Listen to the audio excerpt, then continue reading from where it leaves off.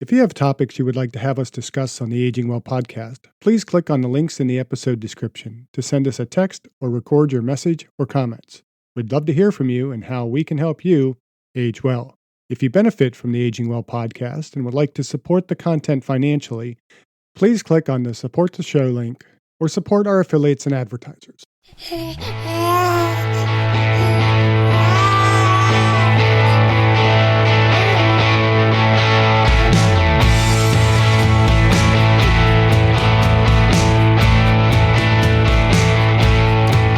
Welcome to the Aging Well podcast. I'm Jeff Armstrong here with Corbin Bruton. In this and the episodes that follow, we will share candid discussions on aging and hear from the experts. We are here to inform and encourage as we experience, aging. My guest today is Sandi Griffin. Sandi is a mother, bodybuilder, and fitness coach. She will share with us her journey and discuss accountability and overcoming obstacles to improving body composition, fitness, and health. Thank you for joining us. All right, so I'm here with Sandi Griffin, a good friend of mine, and bodybuilder, fitness coach. And just, Sandi, I want you to start off by just telling us a little bit about yourself and how you became a bodybuilder and fitness coach. Well, I am absolutely nobody spectacular, or I'm just kind of a normal. I'm a mom of three, military spouse. My husband's now retired.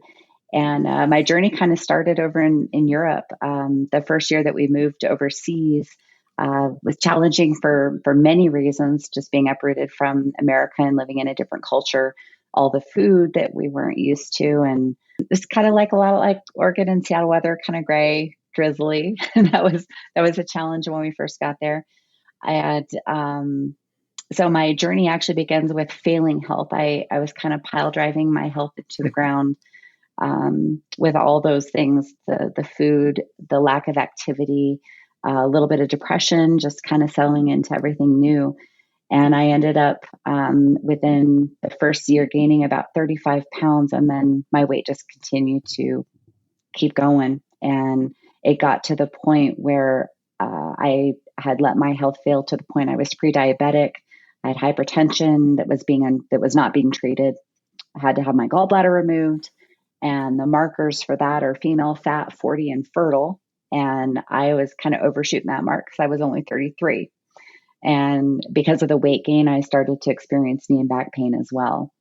And I got to the point where I was seriously worried that I was going to have a heart attack or an aneurysm or something, and I wasn't going to be around for my kids. So I decided to start making some small changes and see if I could regain my health. And I absolutely had no idea where to start. I didn't know anything about nutrition. I really didn't even know the difference between a barbell and a dumbbell when I got started. And I would say the first thing I had to do, and my husband was wonderful at helping me do this, was I had to get rid of all my excuses. There were lots of excuses why I couldn't do things. The pain I was experiencing, my schedule. I was a busy mom. I was running a business. And I just had to get rid of those excuses and make some of those excuses, like my kids, had to become my reason for being healthy. I wanted to be a healthy mom for my kids. I wanted to be a healthy wife for my husband. I wanted to be a healthy person so I could run a successful business. And so I just started little downstairs in my basement on a recumbent bike, watching my favorite TV series. And it didn't take very long, just a few little changes to my nutrition, just watching my portions, making sure that I was trying to eat healthier food, and doing a little bit of activity within a few months yielded some weight loss that really encouraged me. And then another few months went by of building on those little habits that I started with. And people started coming up to me going, "Wow, you've lost a lot of weight. What are you doing? Can you help me?" And that kind of freaked me out because I was like, I barely know what I'm doing for myself. I'm like, I don't know how to help you. I'm just now learning how to move my body and to cook, decent food. And so I decided, well, let me take a personal training certification just to make sure that I'm not going to do any harm to myself, that I'm going to keep my body healthy. I'm trying to get healthy, not create additional health problems. And at the time, I was just doing a little weightlifting in the gym to help overcome a knee injury. And then right after that, there was a free spin class. And so I went to that. I was doing that spin class, and I met a couple ladies, and one of them happened to be a personal trainer certifier. She taught the personal training class. And I thought, oh, I'll just see what we'll see what other things I can learn. And took the class, became certified, had no intentions of actually being a fitness coach or personal trainer. But as I continued to grow my habits and learn more and do more, I got into the sport of bodybuilding. And that was my first experience of setting a goal and actually achieving it. And so that really got me excited. And so as people started continuing to come and ask me for help, I decided, well, maybe this is something I could help other people experience. I had truly turned my health around. I feel like I saved my life with the changes that I made. And I thought, well, let me see if I can help some other folks. So that's kind of how it got started. I tell everybody I became a fitness coach by accident because I never intended to do that. Well, even the bodybuilding piece is a bit, surprising from most women. I mean, most, when they recognize that they have some, body weight to lose, it's strictly cardio. And you ended up kind of going really a different route, but find that kind of interesting. Yeah, I think again, I just had so much support from so many different realms of, so many different people in the realms of fitness. I had a yoga instructor that was just fabulous about making sure I kept my mobility. And then, the spin instructor was, just the cardiovascular health. And then I had a lot of people that really helped me in the gym overcome my injury. Later on in my path, as I got started as in personal training, I got involved with the Landstuhl Regional Medical Center staff in Landstuhl, Germany. That they included me as part of their physical therapy team that helped help our wounded warriors from downrange recover, and not only just recover from their injury, but get strong and come to a point where they were stronger than prior to their injury in some regards. So I just had a lot of support. And again, my husband was that driving factor behind the bodybuilding piece. And he saw that I was making progress. He saw that I had set a goal, but he knows me very well. And just like I'm human, just like everyone else, and I'll get kind of close. I'll be like, yeah, that's good enough. I can treat myself. And he's like, why don't you do that bodybuilding show I did last year? And I think when people think bodybuilding, they think of these massive, huge women. But bodybuilding has a lot of different levels, and it has a lot of different categories, especially now they've added so many categories for women. That we can just be athletic and let our body achieve what it can naturally. And so I started off in this little tiny military show, and it was me and two other ladies on stage. It was the first time I had been in a bikini bathing suit in my life. So I was terrified, one, to be half naked, two, like I'm barely a year into working out at this point. I had so much to learn. But it was one of the best experiences, one of the most empowering experiences I've ever had. And of course, that led me to where I am now. That's awesome. And now as a trainer, you have an annual 12-week challenge with your clients. Can you tell us a little bit about that? And kind of what are some of the best strategies that your clients have kind of found through the program? And what are some of the biggest challenges that they've faced? So I started the 12-week challenge 8 years ago, and it just began with my clients, and they just kind of wanted to be like, let's do this for real. And we started talking about the differences between New Year's resolutions and setting goals. So I really got even more specific with goal setting. And that was probably one of the biggest strategies of doing this 12-week challenge. One, it was not going to be one of those quick fixes like, the 28-day detox or the 30-day lose 30 pounds in 30 days. It wasn't a gimmick. It wasn't something short term. Most people can do something for about 2 to 3, maybe 4 weeks. And that's where resolution stop. People usually quit at that point about the anywhere between the 2 and 4 week point. So I'm like, let's take it beyond that and let's do a whole 3 months. And then those habits that people form should be incredibly cemented at that point, and they should have a pretty solid foundation, at least with some basics to really keep going and kind of whet their appetite for like, if I can do this, let's see what else I can do. So we started with goal setting, but as I was helping people set goals, I realized through my own journey, kind of again learned that by accident, kind of fumbled around and learned that SMART goals aren't necessarily, they don't hit all the pieces that you need. They're great, and we've heard them over and over and over. But even people that set SMART goals still sometimes don't follow through with them. And I started thinking, why is that? What was missing? And then I look back at my journey when I did my first bodybuilding show. And one of the very first things that I noticed that was a huge hole in the SMART goals, and for those that aren't familiar, it's a specific, a measurable, attainable, realistic, and time sensitive, thing that you're setting with a plan. But the one thing that it doesn't address is accountability. And that was one of the biggest things that my husband did for me, and he didn't even realize that he had done it, is he had told me, hey, do that bodybuilding show. And I'm like, yeah, whatever. Well, he heard yes and thought I was committed. And I was just trying to get him off my back. And I learned, so when he thought I was going to do it, he started telling all of our friends that I'm doing this show. I had no idea that he had done that until someone came up to me and said, hey, I heard you're doing that bodybuilding show. I want to come watch you. Well, my pride was too much that I didn't want somebody to see me fail. I didn't want somebody to see me quit.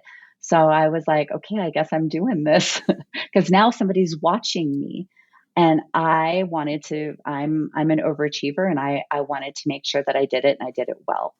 And so I learned that setting accountability is a huge piece for me. If I'm going to do something, I'm going to say it out loud. I'm going to tell people that I trust, that I know that are looking after my best interests. And I'm also going to learn how to ask for help. And that's part of that accountability. You tell people so that when you're struggling, you can say, hey, I'm having a rough time. I need some help. The second piece about setting goals that the SMART goals doesn't address is identifying the obstacles. So being part of the military community for so many years, life is going to happen to anyone, but then you add military component in that. We've got service members and their spouses being deployed at like moments notice, working up at the hospital. People work shifts and they're on call. Just life things that happen, tragedies, change of job, new family members coming into your, children being born and families growing, illness, weather, you name it, any obstacle you can possibly think of is going to happen. And if you're not ready for those, they can derail you instantly. And people have a hard time once they fall off of a plan getting back on it. But if you can kind of look ahead and go, okay, what are some things that could possibly sabotage my goal, and how can I work around that? They're more apt to be able to keep going with that. So helping people, it's one thing to want, and that's kind of where resolutions are.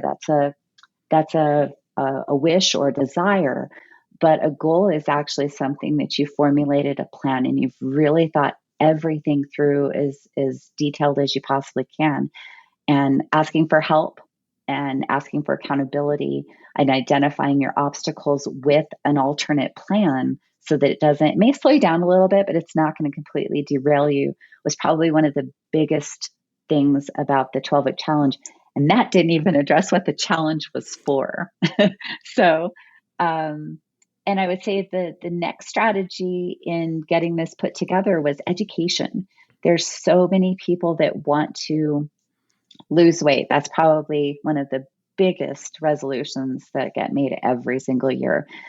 But most people don't know the difference between a carb and a protein.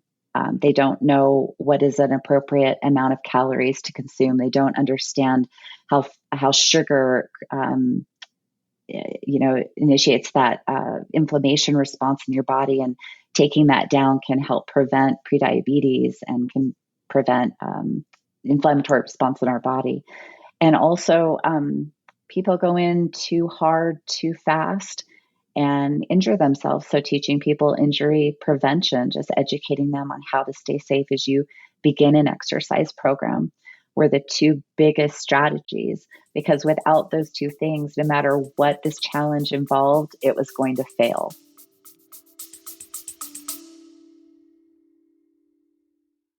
I discussed my epigenetics test with True Diagnostic co-founder Hannah Wendt in episode 162. Epigenetic testing measures baseline and changes in your pace of aging, giving you the power to steer your anti-aging or health and wellness journey in the right direction. I learned that I am aging well. Click on the affiliate link in the episode description, use the promo code AGEWELL, and receive a 12% discount on your epigenetics test and monitor your pace of aging. And were any, big obstacles that you discovered in some of your clients that, you kind of learned a little bit more about how to kind of fine tune the exercise prescription to meet some of these different challenges? Yeah. So I would say the first, one of the biggest challenges that people tend to focus on numbers instead of focusing on healthy habits that are going to help change those. I would get a lot, I want to lose 10 pounds. Well, that's great, but it's that goal settings, take it a step back. How are you going to do that? And trying to get people to focus on, I'm going to move my body X amount of times a week for this amount of time. And it needs to feel this hard for me to maybe make sure that I'm doing something. Because if they focus on that and they're doing that effectively, those numbers are going to change. But unfortunately, people get stuck around a perfect number, a perfect size, a perfect dress size, a perfect, weight on the scale. And as our bodies age, that number is going to change. And I don't think people understand, again, this comes back to the education, the difference between weight and body composition. And as we age, our composition changes a little bit. And that weight on the scale may change, even though the number may be higher, we may have a really great body composition as opposed to what we weighed 10 or 15 years ago. I think the couple other things that I noticed in talking with the people that wanted to participate was this victim mentality. It's not my fault I have a slow metabolism. It's not my fault I had, name any excuse you put in there. And it's a mindset that people have to be ready for. And that is something I have not figured out. I can't, and I don't believe anyone can flip the switch in someone's brain for them. They have to want to do this for themselves, not because their friends are doing it, not because someone told them to. They have to be ready to make that change themselves. And that's a big, big decision. With that, there's a lot of true victims. And this is probably one of the biggest learning curves as a trainer and coach, and through these 12-week challenges that I've done over the years, is that most people get to a point in their life where they need help and have a significant health issue that has come up, usually weight gain, or even a physical issue because of a physical or an emotional trauma. And this could be abuse as a child. This could be a traumatic event as an adult, like a car accident, for example, that can result in both physical and emotional trauma in one instance.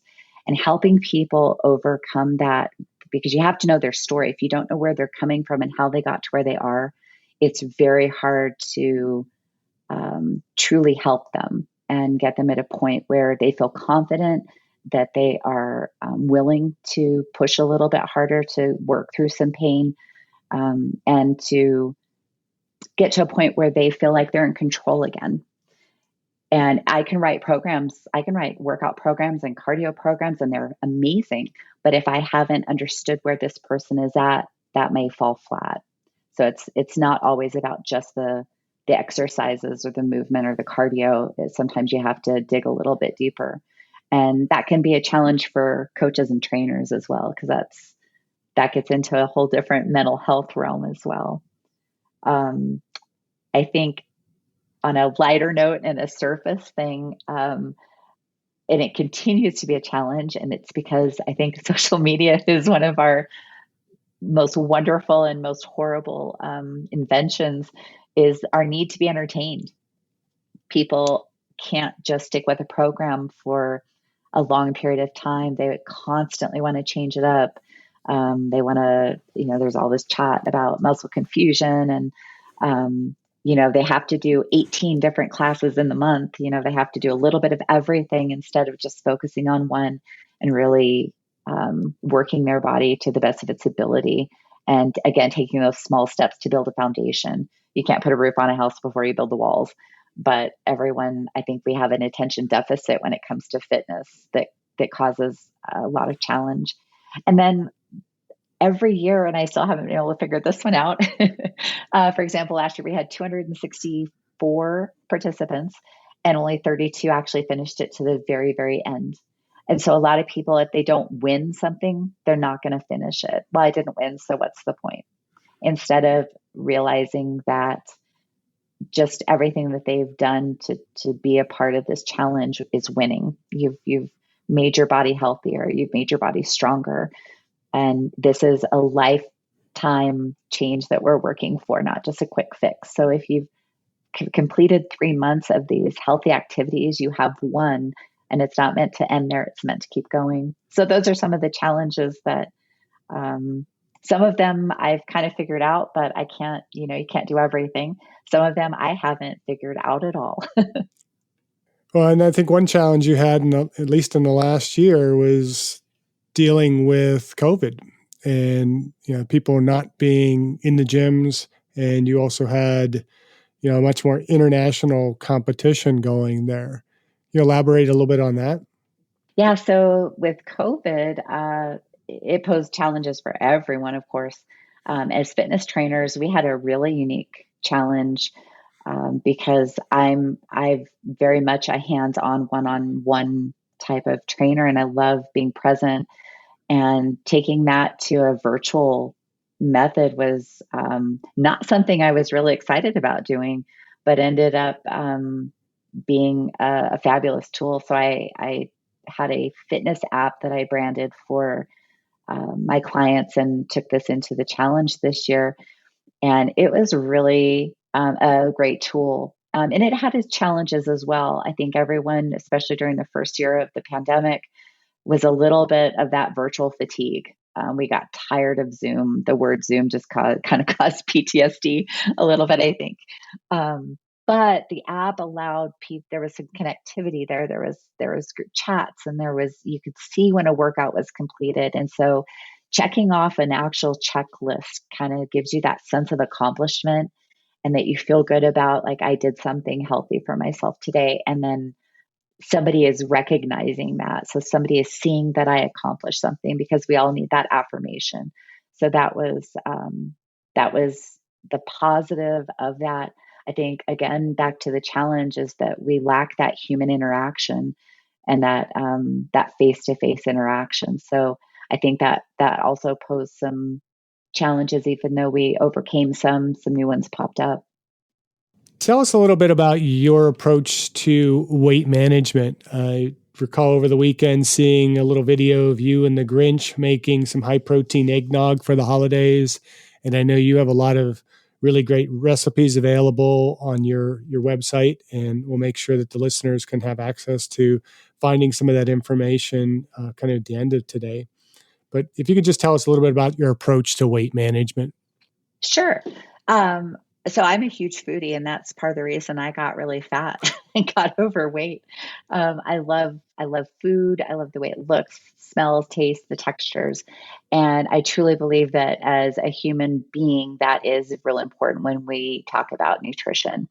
And that's the first thing is the verbiage that I use when I'm talking about weight management. I try not to use the word diet, because that has people start automatically thinking keto. They start thinking Atkins or what you fill in the blank diet. There's a million of them. So I talk about nutrition. I talk about proper nutrition, whole nutrition. Also things like referring to body composition versus weight loss or weight. Just trying to get those preconceived ideas. As soon as somebody hears that word, their mind automatically goes to a certain point. And because food should taste, look, smell, feel good, it should make you feel good. That is one of our basal needs. And that's why food is such a comfort to so many, and why it becomes it can be devastating as far as eating disorders. Making sure that the food is delicious, that it's healthy, that it incorporates all the foods that we're used to. A lot of people think when they need to manage their weight or change their body composition that they have to starve themselves, that it's going to be broccoli, rice, and chicken forever and ever and ever, that they have, if they're not suffering, then they're not going to see results. So changing that mindset and the verbiage that we use is real important. Educating my clients on calorie deficit versus proper caloric intake. A lot of people will be starving. They'll kind of be under eating already because USDA says drop 500 calories and you'll lose a pound a week. But unfortunately, that only works when you've calculated those calories appropriately. A lot of people are grossly under eating as it is, and then they drop another 500 and now they're eating less than their RMR, which puts your body in a panic mode. And in our minds, less calories equals more weight loss. And to a degree, that is absolutely true. But we need to make sure that we're fueling our body for survival. And then all of our daily activities, all of our exercise, all of our lifestyle, and then subtracting those calories. We need to make sure that the food that you eat is based on your fitness goals, the type of the type of activities you want to perform. You have to fuel to perform.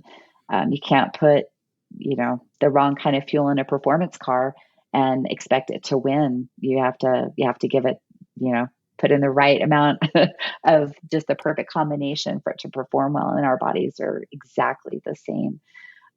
Making sure people are leaning more towards whole foods. I tell my clients, if you can get a single ingredient, it's going to be best for your body. Your body is going to recognize that and be able to digest it, use it. And whole foods taste so good. People just don't, I think a lot of people, I grew up on a lot of box foods. Kraft macaroni and cheese was the bomb when I was a kid. So, and, every once in a while I like to revisit that. It's kind of gross now that I know what I know, but, sometimes those memories just have to be revisited. But, making things homemade and I think people's fear of being in the kitchen, you can take that away by making things really simple to make. And also just making sure you're getting a steady stream of nutrition. I get a lot of clients that describe their eating habits, and this was me when I gained all my weight. I would drink coffee all morning long because caffeine acts as a appetite suppressant. And, I thought, well, coffee's made with water, so I'm getting some good hydration. And I grew up in Seattle, and my aunt introduced me to Starbucks at the age of 13. So my coffee was all full of fun stuff like full fat milk and sugar and flavors and everything. So teaching folks how to eat calories, not drink them, making sure you're getting a steady stream of nutrition in not just rabbit food for the first half of the day. And then your body goes, okay, I've had enough and I'm going to eat whatever I want at the end of the day. And you may not be overdoing your calories, but your body can only process so much food at a time. You can't expect your body to just be able to mouth through 2,000 calories at 8:00 at night and think that, there's not going to be some storage going on. Just again, teaching people about sugar and how that affects our body and how that leads to fat storage, especially as we age. Our opportunity to develop pre-diabetic risk factors is way up there, especially as our activity level tends to decrease as we age. So just kind of a whole nutrition, and it's, I don't get to be, I wish I kind of had your job some days. I'm glad I don't others, but I don't want to grade papers. But trying to keep it in a realm that I have to keep it kind of basic. I have to keep everything kind of fundamental. I can't get too deep because then you get the deer in the headlight look. But just making sure that people get excited about eating healthy and being healthy, And that's why things like my eggnog recipe, people feel like they have to give up all the things that they enjoy, especially during the holidays. And who doesn't want eggnog? So if I can help somebody fill that void to, again, satisfy that texture, that taste, that flavor, the smells of eggnog and things like that, and make them feel like they're getting a treat when actually they're really providing their body with some great nutrition. Let's make it fun. Let's make it exciting. What are you doing to age successfully? Ooh, I don't know if I'm trying to age successfully. um, I would say, so I was just recently diagnosed with degenerative arthritis, and that's a genetic something that it's not my fault. And I feel like I have done a pretty decent job of staving it off as long as I have, by the resistance training I did. Um, as a female bodybuilder, actually as a female, just lifting weights is so important for maintaining strong bone density and staving off osteoporosis and osteopenia. So keeping my bones strong, and then of course keeping all of my musculature strong around all the joints that are affected by arthritis, has, I think, really helped me a lot. And I knew I was doing those things. I didn't understand how important it was going to be until recently. Keeping my core strong, and a lot of people associate core with abs, and there's so much more to our core.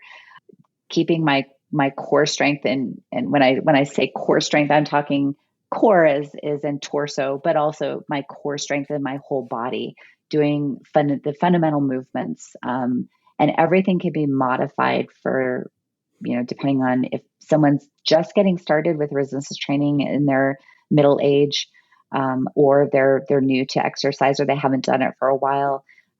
All the fundamentals, your squat, your deadlift, your bench, rows and presses, those can all be modified to accommodate joint issues or mobility issues, and you can still perform them and still get so much benefit from them. So making sure that my body can move in all those facets. Injury prevention, of course, learning how to lift safely, learning when to stop, learning what pain is okay to work through.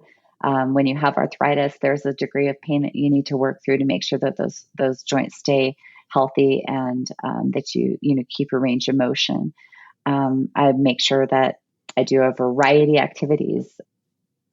And this is a shortcoming of bodybuilders. They tend to work in one plane. We tend to be very, I tell everybody, we tend to be very frontal. So our movements are all in front of us, and making sure that you work in the sagittal, frontal, and transverse planes, making sure that you're not just doing weightlifting, but you're doing cardio, you're doing things that require mobility, and agility, so that you're moving and making sure you're maintaining a great sense of balance, all those little tiny muscles and receptors in your joints.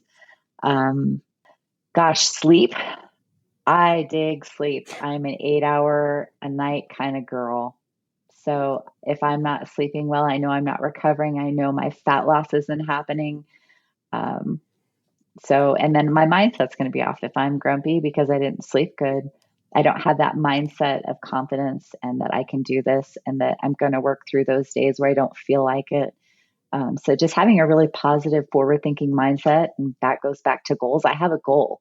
I have things I want to accomplish, and so I want to make sure that my mindset is always positive, and that I'm always thinking forward. Not every day is going to be a piece of cake. It's not going to be all rainbows and unicorns, but a lot of it is a good positive mindset. And I'm always going to be a Toys R Us kid. What products and services do you offer, and how can our listeners find you? I offer a lot. I do in-person training. I obviously do the virtual training through my app.